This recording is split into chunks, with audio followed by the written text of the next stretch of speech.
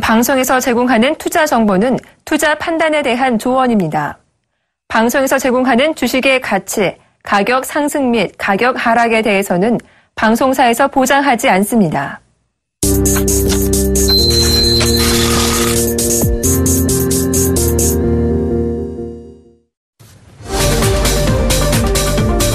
네, 시청자 여러분 반갑습니다. 서울경제TV 황민영 멘토입니다. 자, 오늘 금요일입니다. 마지막 거래일인데요. 한 주의 마지막이죠. 그래서 그런지 시장도 오늘 하락으로 다시 한번 전환이 되고 있는 그런 분위기입니다. 자, 항상 시장은 핑계를 대는 것 같아요. 이 거래일 전에는 이제 9월 마지막 거래일이었기 때문에, 다소 이제 부진한 모습이었고, 바로 전날 같은 경우에는 바로 10월 첫 거래일이었기 때문에 역시 또 부진한 모습. 오늘 같은 경우에는 또 이제 한 주를 마감하는 금요일이기 때문에 또 부진한 모습이다. 이렇게 핑계를 많이 대게 만드는 그런 장인 것 같습니다. 자, 어쨌든 이 안에서도 우리가 종목들을 어떻게 잘 선별을 해내느냐, 그리고 시장과 같이 함께 어울릴 수 있는 그런 트렌드에 맞는 종목들을 어떻게 선별해 내가느냐, 그거에 따라서 분명히 수익은 또 차별화가 될 겁니다. 자, 오늘도 역시 그런 흐름 안에서 종목들은 또 움직이고 있는데요. 자, 그러면 먼저 오늘 시황 확인해보고, 그 다음 시황 한번 확인해보고, 그 다음에 본격적인 내용들 진행하도록 하겠습니다. 자, 먼저 시황부터 확인해보죠. 자, 현재 거래소 시장과 코스닥, 코스피 코스닥 양시장 모두 상승에서 하락으로 좀 반전이 되고 있는 그런 모습인데요. 현재 코스피 지수는요 0.24% 정도 하락한 1974포인트에 거래가 되고 있습니다. 자, 그리고 코스닥 시장 역시도 외국인들 수급에 의해서 좀 좌지우지하는 그런 모습인데요. 자, 그나마 다행인 건 외국인들이 코스닥 시장 쪽에서는 매수가 좀 들어오죠. 현재 215억 원 정도의 순매수가 들어오는 그런 과정 안에서 0.12% 정도대의 소폭이나마 플러스 흐름을 유지해주고 있는 그런 모습입니다. 자, 최근 들어서 외국인들의 그 흐름을 보게 되면요. 참 갈팡질팡이에요. 갈지자의 행보 흐름이 시장 안에서 장중에 많이 펼쳐지고 있는 그런 흐름인데, 오늘은 거래소 시장에서 1231억 원 매도다.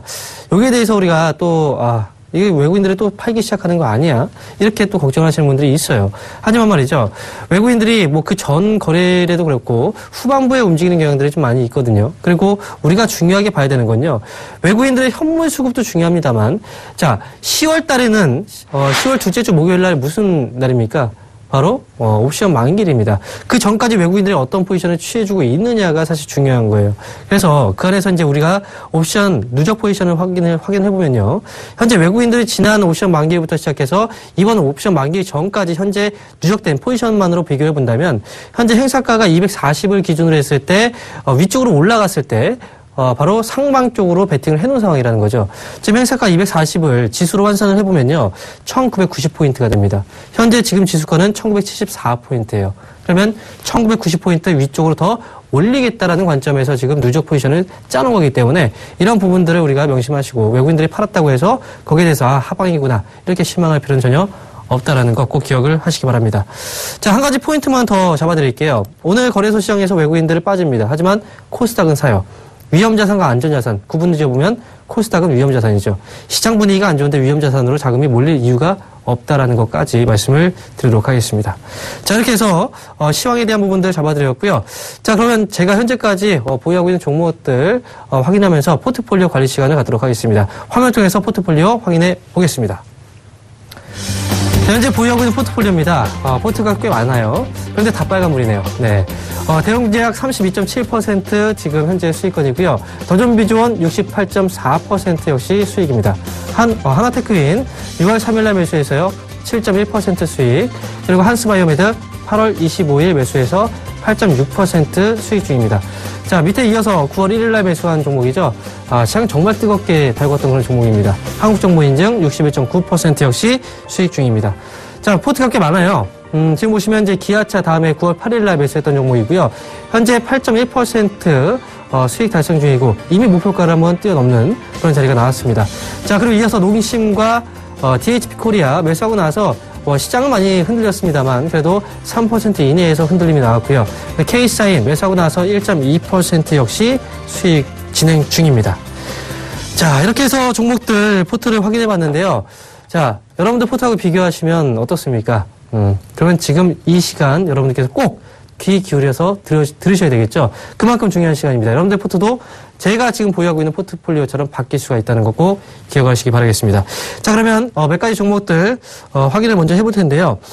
지금 가장 급하게 지금 문의를 주시는 종목이 있어요. 바로 기아차입니다. 기아차부터 확인해 보도록 하겠습니다.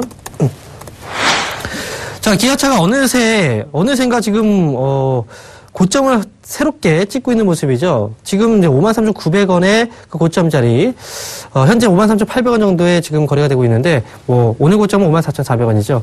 일단 매수하고 나서 목표 주가, 말씀드렸지만 목표 주가를 이미 초과 달성한 모습이에요. 그래서 사실 이제 기아차를 추천드릴 때만 해도 여러 가지 반응들이 좀 많았습니다. 왜 기아차를 지금 추천하지? 기아차는 고점인데 이제? 이런 생각을 하신 분들. 하지만 말씀드렸잖아요. 기아차는 갑니다. 그래서 타이어 네 바퀴 잘 가지고 잘 달리고 있는 그런 모습을 나타내고 있고, 현재 54,400원 고점이 나왔는데요. 자, 이전 고점 자리하고 한번 비교해 볼게요. 이전 고점 자리가 이 자리라고 한다면, 현재 구간대는 이전 고점 자리 이미 돌파하고 나서 안착을 해주고 있는 그런 단계입니다.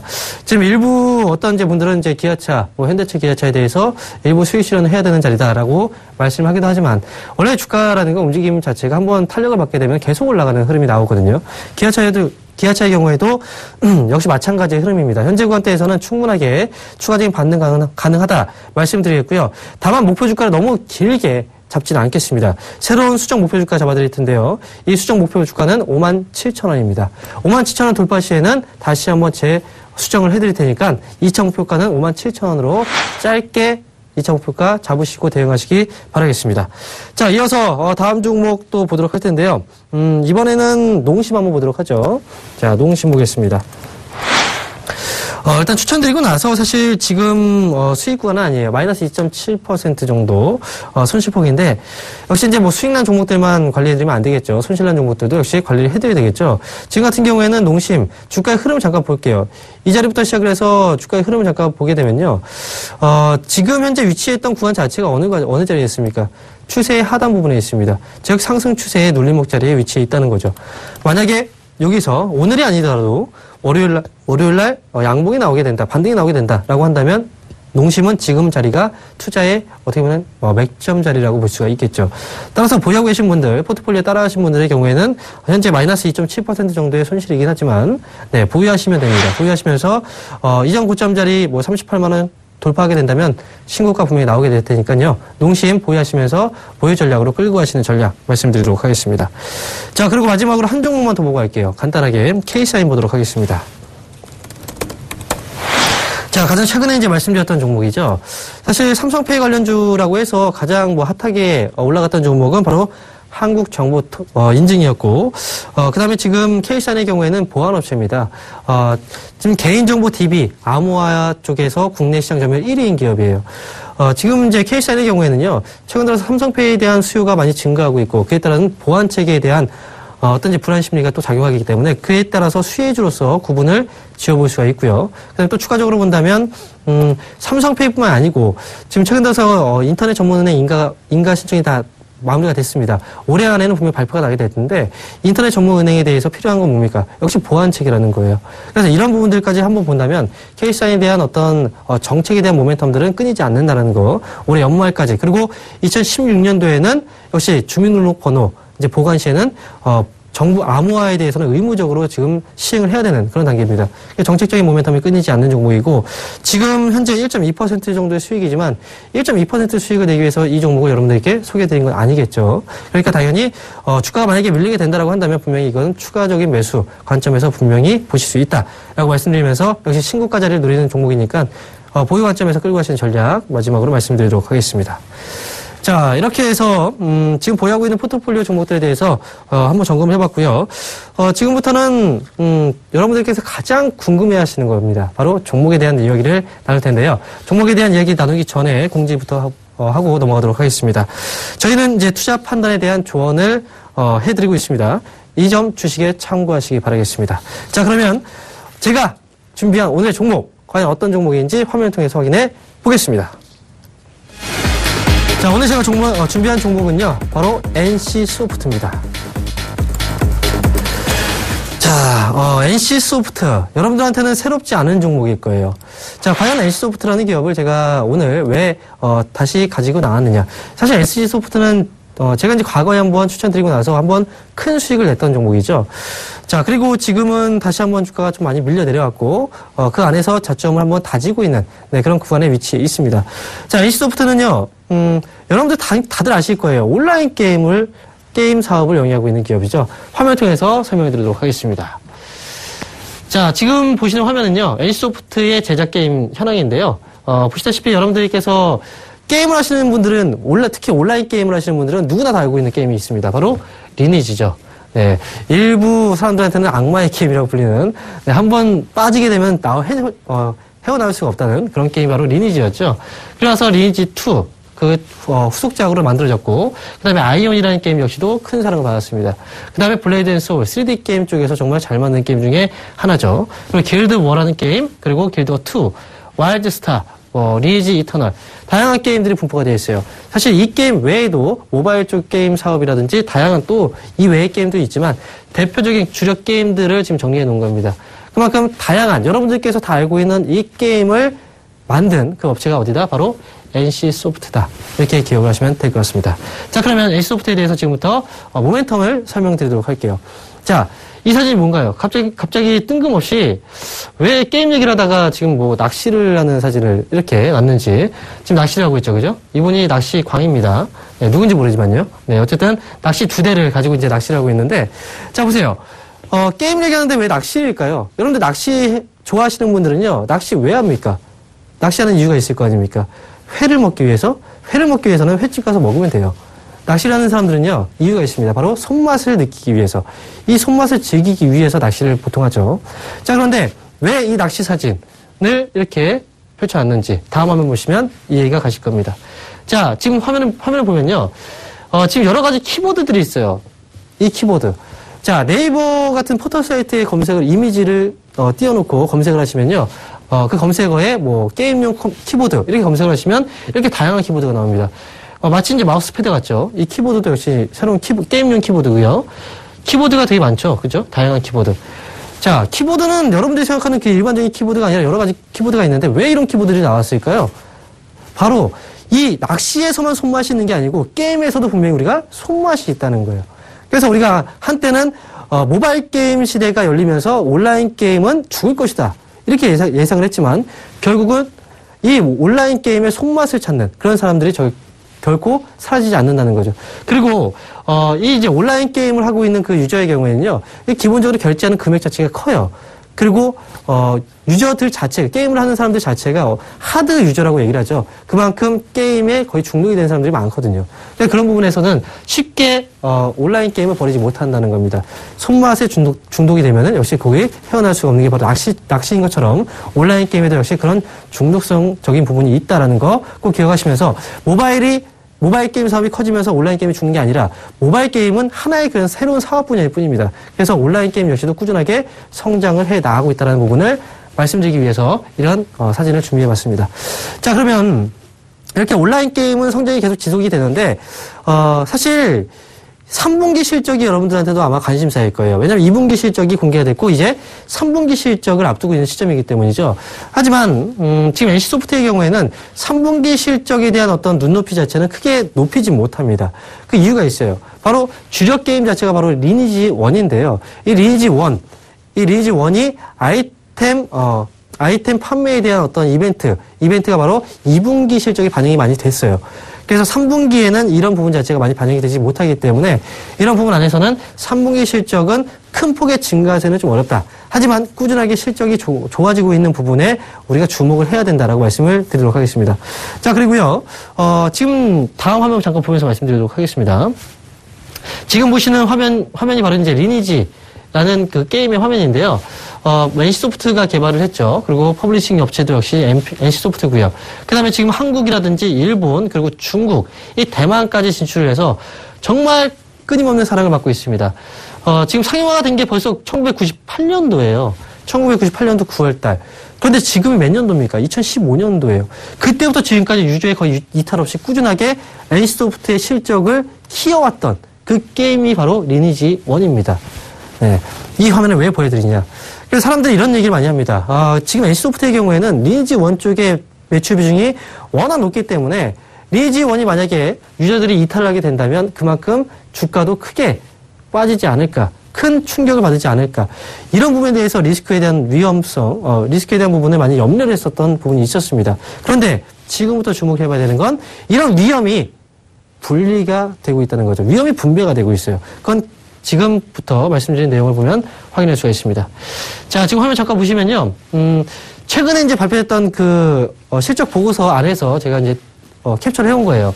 보시면 리니지, 그리고 리니지 2, 아이온, 브레드 앤 소울, 와일드 스타 이런 여러 가지 게임들이 있습니다. 그런데 이 게임별 매출 비중이 바로 표시가 되어 있죠. 지금 보시면 이제 리니지 아직까지 51.5%의 매출 비중이 나오고 있습니다. 리니지 2는 거의 이제 우리가 유저들이 망했다라고 이제 표현하는 게임 중에 하나가 바로 리니지 2죠. 자, 그리고 아이온이라는 게임 13.3%의 매출 비중이 있고요. 그리고 우리가 주목해봐야 되는 건 뭐냐면 바로 여기에 있습니다. 블레이드 앤 소울 매출 비중이 21.1%였어요. 보이시죠? 자, 그런데 왜 이걸 주목을 해봐야 되느냐? 이 부분에 대해서 말씀드리면요. 2013년도까지 있죠. 리니지에 집중되어 있던 매출 비중이 몇 %였냐면 54% 이상이었어요.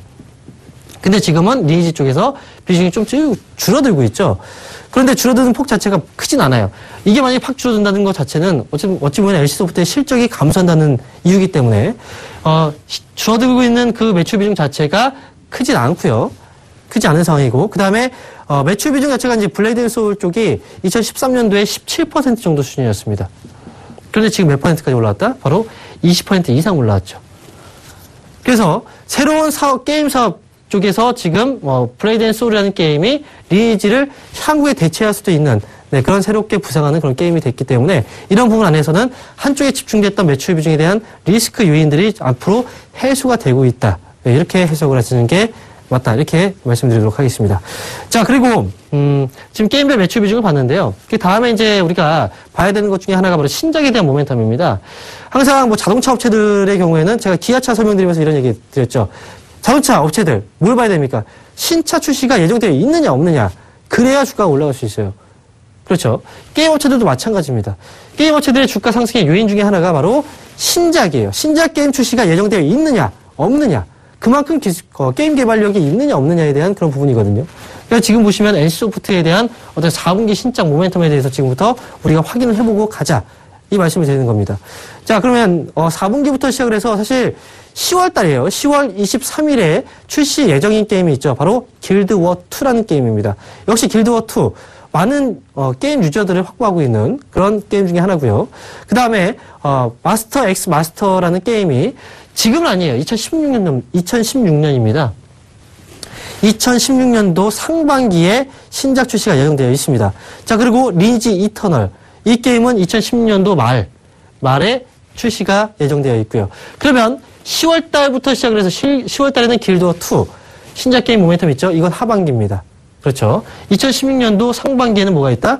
마스터 X 마스터라는 게임에 대한 모멘텀이 있다. 그리고 2016년 말에는요.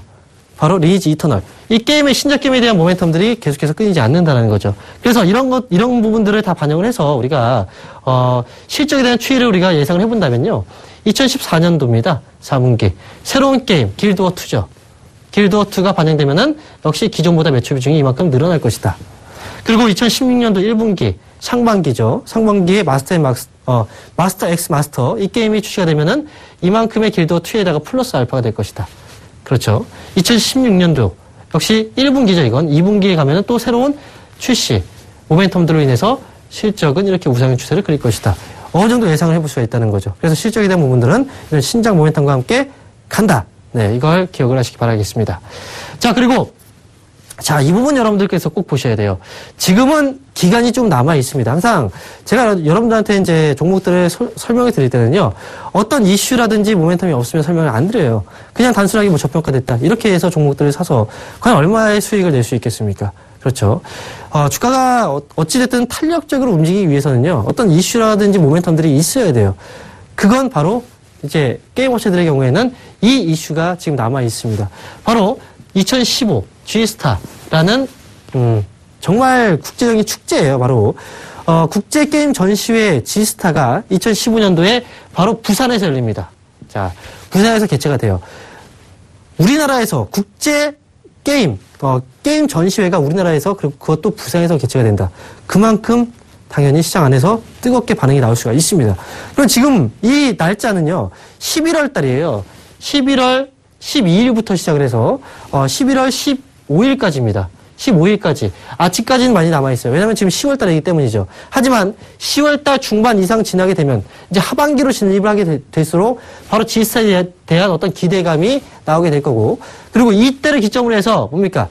게임 업체들은 신작 게임들을 내놓겠죠. 이런 모멘텀들은 게임주의 상승으로 이어질 수 있다. 이것도 하나 여러분들께서 기억하시면서 11월 달에 남아있는, 바로 앞에 남아있는 모멘텀 중에 하나가 바로 지스타다. 이렇게 말씀을 드리도록 하겠습니다. 자, 이렇게 해서 종목들의 지금 NC소프트에 대한 종목 설명을 말씀드렸는데요. 자, 그러면 이 종목은 어떤 식으로 접근을 해야 되는지 지금부터 화면 잠깐 보면서 매수 전략 공개해 드리도록 하겠습니다. 자, NC소프트 공략 방법, 매수가는요, 19만원에서 19만 5천원, 그리고 목표가는 22만원, 손절가는 18만 5천원입니다. 자, 지금 설명 많이 드렸죠. 그리고 지금 가격적인 전략들이 나왔어요. 세부적인 전략들이 만약에 필요하시다면요, 간단하게 하단에 지금 나왔으니까요, 제가 공개 방송을 통해서 자세하게 잡아드릴 테니까요, 오늘 시간 관계상 간단하게 이렇게 전략들만 화면을 통해서 공개하고 공개 방송에서 제가 확실하게 잡아드리도록 하겠습니다. 자, 이렇게 해서 오늘 준비된 내용은 여기서 마무리 짓도록 하겠고요. 전 다음 주에 다시 여러분들 찾아뵙도록 하겠습니다. 시청해주신 여러분 감사합니다.